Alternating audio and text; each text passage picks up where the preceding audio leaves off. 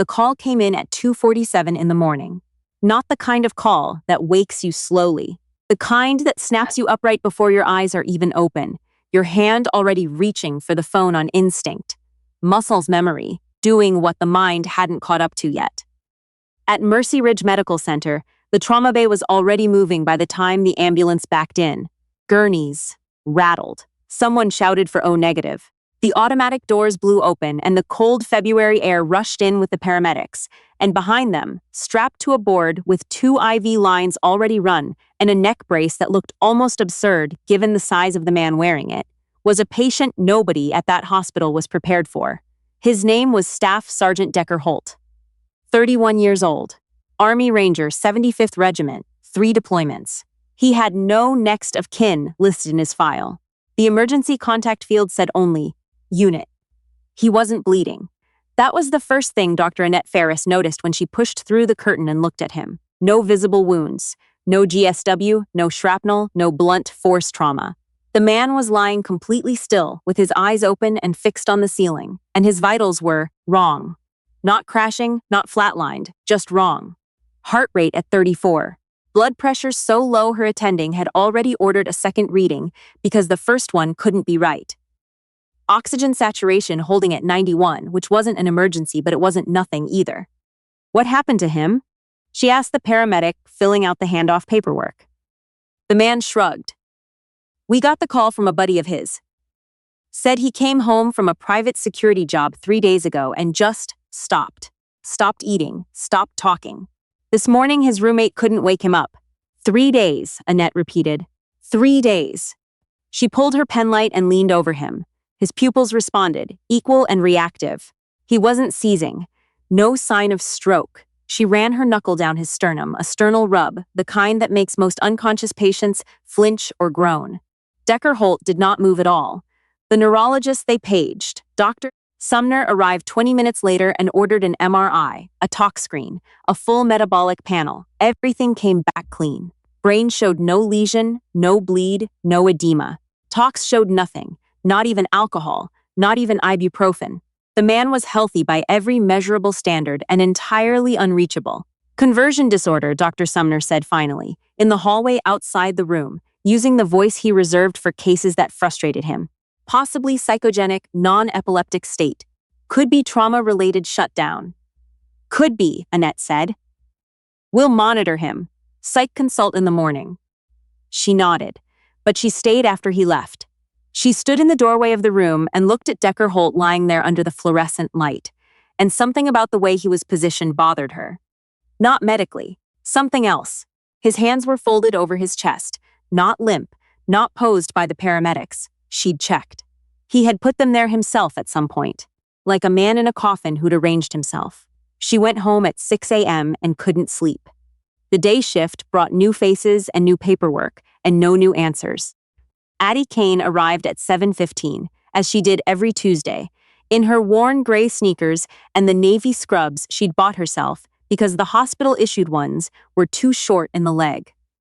She was 28 years old, and she had worked as a patient care technician at Mercy Ridge for 11 months, which made her the least senior person on the ward by a significant margin. Her badge photo looked nothing like her. In it, she was squinting into a fluorescent light, her brown hair pulled back so tightly it changed the shape of her face. Most of the nurses had stopped learning her name by about the 3rd month and gone back to calling her the tech or occasionally the new girl, which she was not anymore, but which nobody had updated in their mental files. She was quiet. That was the thing people said about her. Addie's quiet. Said the way you'd describe furniture. Not a judgment exactly, just a fact. She showed up, she did the work, she didn't cause problems. She changed linens and drew labs and answered call lights and never complained. And in the break room, she mostly ate her lunch alone, reading something or just looking out the window. And nobody wondered much about what she was thinking. She had been placed on Decker Holt's room because someone had to be, and she was available, and that was the whole of the reasoning. His chart was waiting for her on the tablet at the nurse's station.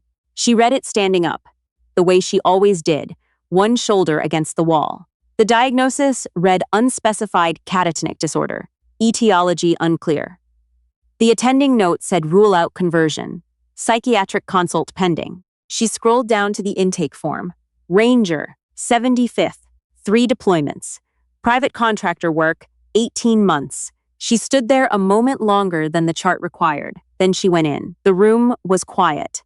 The monitor beeped its steady, indifferent rhythm. Decker Holt lay in the same position she'd read about. Hands folded, eyes open, face as still as plaster. He was bigger than she'd expected. Not just tall, but built the way men who spent years in the field were built, functional and dense, with the kind of hands that looked like they'd been used hard for a long time.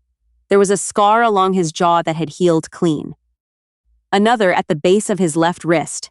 Addie wheeled in the vitals cart and started her assessment without speaking. Blood pressure. Temperature.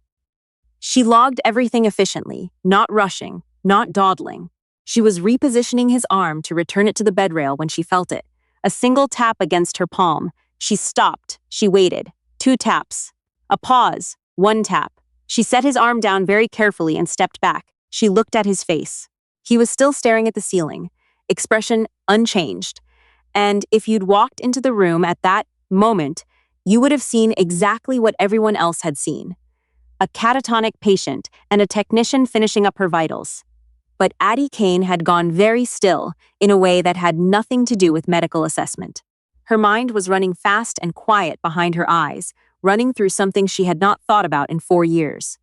4 years, 3 months, and some number of days that she had not counted but could have if pressed. 2 taps, pause, 1 tap. She replayed it. She was certain. She finished her documentation. She said nothing to the patient, nothing to the room. She walked out, returned the cart to the hallway, and went to find the charge nurse. The charge nurse was Paulette Reese, who had been at Mercy Ridge for 19 years, and who had the kind of authority that didn't require volume. Addie found her at the med cart and said quietly, "The patient in 14, Holt. I need to report an observation." Paulette didn't look up from the cart. "Go ahead." He tapped my hand. 3 taps in a pattern. 2, pause, 1. Now, Paulette looked up. "Tapped your hand." "Yes. Intentionally, I believe so." Paulette studied her for a moment. Then she marked something on her clipboard and said, "I'll note it in the chart. The psych consult is at 2. Addie nodded and went back to work. But she didn't stop thinking about it. She spent the rest of the morning in other rooms, other patients, other tasks. A hip replacement in room 9 who needed help getting to the bathroom. A post-op in 11 who hadn't been able to keep water down. The woman in 6 who called every 40 minutes just to have someone check on her, which Addie did, every time, without irritation, because the woman was 83 and frightened, and that seemed like reason enough. At noon, she ate her lunch in the break room alone and looked out the window at the parking lot, filling with the lunch shift, and did the math on 2-1. Morse code read it as I and A. Not a word. But there was another system, older, developed by American POWs in Vietnam, when they were in solitary, and the walls were the only thing between them. A 5x5 grid. Letters mapped to numbers. Tap, tap for the row. Pause, tap for the column. She had learned it in another life, a life she did not discuss, did not reference, did not bring into this building or these gray sneakers or these 2 long navy scrubs. 2-1 in the tap code was the letter B, or it was the beginning of something longer. She went back to room 14 at 12:47, between tasks, with a clean linen set as a reason. She changed the pillowcase, she adjusted the bed rail, and then she rested her hand, open, on the mattress beside his left hand, and she waited. Nothing for almost a minute. Then, tap, tap, pause, tap, tap. B, tap, pause, tap, tap, tap. E, tap, tap, pause, tap, tap, tap. A. She absorbed each one without moving, without expression. Tap, tap, tap, pause, tap, tap, tap. H. She stood there with his hand, resting beside hers, and her mind finishing what he had started. Breach. She left the room and walked directly to the nurse's station, where Paulette was reviewing afternoon assignments. She said, "I need to speak with whoever is leading the patient's case, and I need it not to be a conversation about whether what I'm telling you is accurate." Paulette looked at her differently then, not suspicious exactly, more like the way you look at a piece of furniture that just moved on its own. "That would be Dr. Ferris," she said. "She's on at 3. Is there anyone else before 3? Dr. Sumner is here until 2:30. Addie nodded. Can you page him? Dr. Sumner was the kind of physician who had been correct enough times that the possibility of being wrong had become somewhat theoretical to him. He was 56, neurology chief, and he had seen a great many unusual cases in a career long enough that unusual had begun to feel routine. He arrived at the nurse's station with the expression of a man who had been paged away from something he preferred. What's the concern? He asked. Addie told him. She told about the taps, about the pattern, about the tap code. She kept it factual and brief. She did not editorialize. He listened. Then he said, You're suggesting the patient is using a Korean War-era Pyobo communication system to tell us something. Vietnam era, Addie said. And yes. He looked at her badge, at the patient care technician designation below her name. Have you flagged this in the chart? The first tap was flagged. The full pattern I'm reporting to you now. And your basis for knowing this code is personal background, she said. He nodded the way people nod when they are being polite about not believing you. I'll review the chart, he said. We have a psych consultant too. He's not psychiatric, Addie said. Dr. Sumner's expression shifted to something that was not quite patience. The etiology is unclear, but given the presentation, he's communicating, clearly and intentionally. That's not a psychiatric presentation. That's someone who can't surface but hasn't stopped fighting. A silence settled between them. Thank you for your report, Dr. Sumner said, and walked away. Addie went back to room 14 at 1:15 with a cup of ice chips as a reason, though Decker Holt was in no condition to eat them. She set them on the tray table. She pulled the chair close to the bed and sat down, which she decided the reason was that she was doing it. She rested her hand on the bed rail, close to his.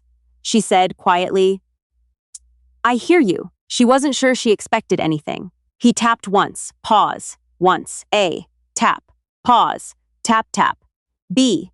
She waited. He wasn't spelling a word. He was giving her a sequence. She let each tap land and stacked them in order and understood, after the fourth pair, what he was giving her. A number. A designator. She recognized the format. It was a grid reference. Not geographic, something else. A unit code. The kind of internal designator used in certain specialized operations to identify an element without using names or locations on unsecured channels. She had last encountered that format in a building with no windows in a part of Virginia that appeared on no tourist maps. She didn't say it out loud. She said, I have it. He went still again. She sat with him for another few minutes. Then she stood up, straightened the blanket, and left the room to find a phone that wasn't the hospital's. Dr. Annette Ferris arrived at 3:08 and found a note in the chart from Dr. Sumner that read, Patient care technician reports observing possible voluntary movement. Unable to replicate on examination. Psych consult pending. Recommend continued monitoring. And below it, added at 2:47, patient care technician Addie Kane. No relevant clinical credentials on file. Observation noted. Annette read it twice. Then she went to find Addie Kane. She found her in the hallway outside room 9, documenting a fall risk assessment on her tablet. Annette said, Can I talk to you? Addie looked up. Yes. About the patient in 14. Yes. Walk me through what you observed. Addie walked her through it. All of it, both tap sequences, the recognition of the code, the grid reference format in the second sequence. She told it in the same factual, unhurried way she'd told Sumner, but this time she included the second part, the part she'd left out earlier, and she watched Annette's face as she did. Annette was quiet for a moment. Do you know what the designator means? I know what format it's in, Addie said. I don't know the current assignment. That would require someone with current access. Annette looked at her carefully. Who are you? It was the right question, and they both knew it. Addie said, I'm a patient care technician at Mercy Ridge Medical Center. A pause.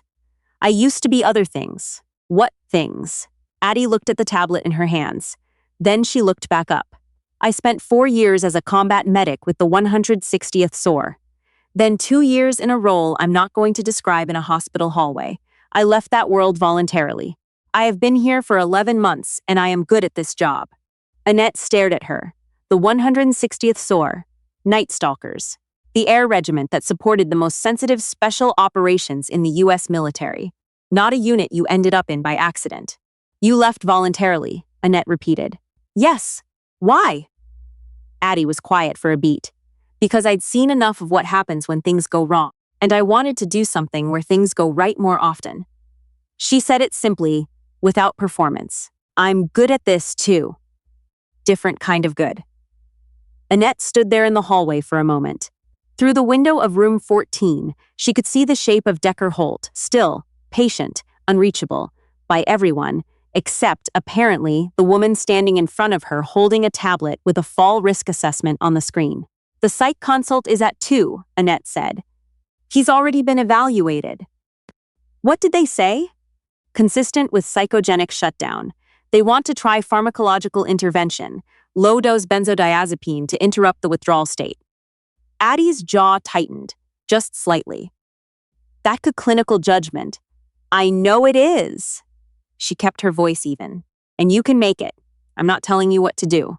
I'm telling you what I know from the other side of it.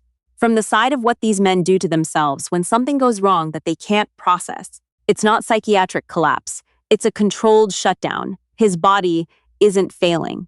He decided. Annette looked at her. He decided. Rangers are trained to resist. In extreme scenarios, compromise, capture, certain kinds of psychological threat, there are techniques. Not official doctrine, not written down anywhere, but passed down. Ways to slow the system. Heart rate, respiration. They go somewhere inside and they stay there until they decide the threat is resolved or until someone they trust tells them it's clear. That's not medically. I know. But it's happening. And if someone he trusts doesn't reach him first, the intervention is going to feel like a threat, and he's going to go deeper. The hallway was quiet around them. A cart rolled by. Somewhere down the ward, a monitor beeped twice and went silent. What would you do? Annette said finally. I'd go back in. I'd use the designator he gave me. I'd tell him. It's clear. You'd impersonate. No. Addie's voice was steady. I would tell him in his language that I heard him, that the signal got through, that he can come back. That's not impersonating anything. That's telling a man who can hear us that someone received his message. Annette was quiet for a long time. Outside, the February light was doing something thin and watery across the linoleum. Someone laughed down at the nursing station, a short surprise sound that cut off quickly. The hospital kept its tempo around them, indifferent. If this doesn't work, Annette said, we proceed with the consult's recommendation. Agreed. And I'm coming in with you. Okay. Room 14 was the same as it always was. Quiet. The monitor. The fluorescent hum. Decker Holt lying under the thin blanket with his hands folded and his eyes fixed on a ceiling he may or may not have been seeing. Annette stood near the door. Addie pulled the chair close to the bed, the same chair as before, and sat down. She put her hand on the bed rail. She didn't rush it. She sat with him for a moment the way you sit with someone you know. Not performing calm, actually calm. The way you get calm when you've been in rooms where things were much less calm than this. Then she leaned forward slightly and said, quietly and clearly, Bravo 7. Signal received. You're in a hospital. You're not compromised. The breach is contained. She used the words the way he had given them to her, in the register that meant something in the world he came from. Not loud, not dramatic, just true. Nothing happened for 15 seconds. Then Decker Holt blinked. It was a slow blink, the kind that looks like the first blink of someone coming out of a deep sleep, the body relearning the motion. He blinked again. His hands, still folded on his chest, shifted slightly. A small adjustment, unconscious, the kind you make when you're moving from sleep to waking, and the body is remembering that it takes up space. His eyes moved. They found the ceiling. Then, slowly, they moved sideways, and they found Addie Kane sitting in the chair beside his bed. His voice, when it came, was rough and unused. 2 words. Who are you? She had prepared for a lot of possible things he might say. She said the only true answer she had. Addie Kane, I'm your tech. He looked at her. His eyes were pale gray and very assess something that matters. She had the feeling of being assessed the way you assess something that matters. You know tap code? He said. Not a question. I know tap code 160th.